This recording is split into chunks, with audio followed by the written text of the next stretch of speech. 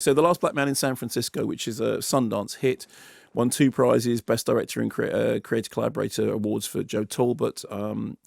It's written by Talbot and Jimmie Fails, who also co-stars, and it's based on a story which is partly autobiographically inspired.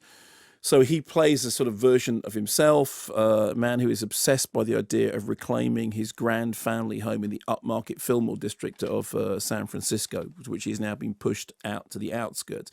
He says his grandfather built the house, which is now lived in by a white couple who he thinks don't take any care of it. So Jimmie and his best friend Mont skateboard around San Francisco and take the bus regularly to the house where Jimmie does patch-up work. He starts painting the sills. And the couple who are living in the house go, "What are you doing? You don't live here. Go away." And he says, "No, I've just got to finish this." He goes, "No, but we don't want you to." He says, "Okay, I'll come back then." And they're incensed by this until one day they no longer are to be the residents of the house. They arrive outside it and all their stuff is outside. Apparently there's been some inheritance issue and they're no longer going to be in the house. So our 2 heroes decide, well, the house is empty.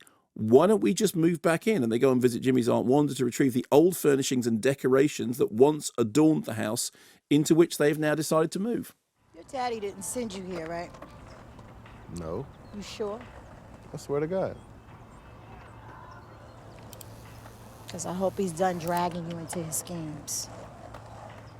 Auntie, this is for us. Okay. Okay. I'm proud of you, J-Bo. Really am. Thank you. I miss that city. Oh! Ooh! You still look good, though, baby. You still look good. Oh my goodness. So the film has this, you can hear from just that clip, it has this sort of strange, laconic, gentle, ruminative, semi kind of tragic tone. And it was funded initially through a Kickstarter campaign, which got a huge amount of supporters. It was a short film which got in Sundance in 2017.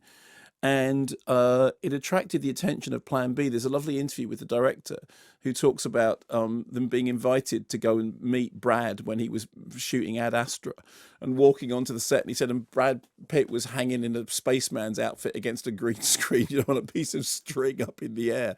And he just assumed that what they were going to be told was, hey, best of luck. But he wasn't. What he was told was, yeah, we think this is a really good idea and we'll go with it. And Plan B have done a lot of interesting stuff. I think it's really interesting that we all think of Brad Pitt primarily as an actor and a screen presence, but he has done an awful lot to support really interesting filmmaking, including this. The film opens with a number of sort of little vignettes, one of which is you see Jimmie and Mont sharing this skateboard. It's artificially large skateboard as they skateboard through the streets of San Francisco. And it's a beautiful shot because it tells you so much. Firstly, it gives you the geography of where the drama is playing out. Secondly, it's kind of surreal. It's just odd seeing 2 grown men standing together on a skateboard. But it also tells you about their friendship because one of them has to put their hands on the shoulders of the other one to stand. So it's like a beautiful visual thing that tells you right at the beginning, this is the world in which this film is taking place. And I love that the economy of storytelling there. The film's also about how the nature of a city can change, about gentrification, about people who, built a city no longer being able to live in it, but also about how a city can look differently depending on whether you're inside a house or outside a house, whether you're inside the city or outside the city. And at the very heart of it is really a fairly simple but similarly complicated story about how nobody is one thing.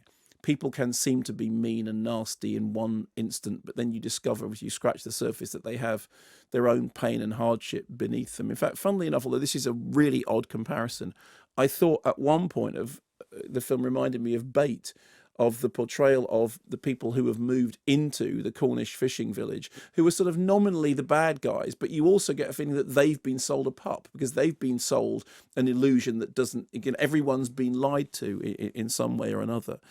And for all the grit and the reality of the storytelling, it's also, once again, it's a fairy tale. It's about somebody being exiled from their home, like a prince kind of exiled from their from their castle.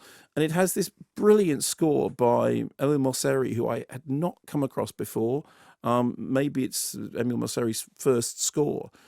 But it does this thing about sort of romanticizing the portrait of San Francisco in the way that the movies have so often done with New York. You know, like whenever you see New York now, you think you have these great romantic ideas about it, whether it's to do with Taxi Driver or Manhattan, or but it sort of brings that to the San Francisco cityscape.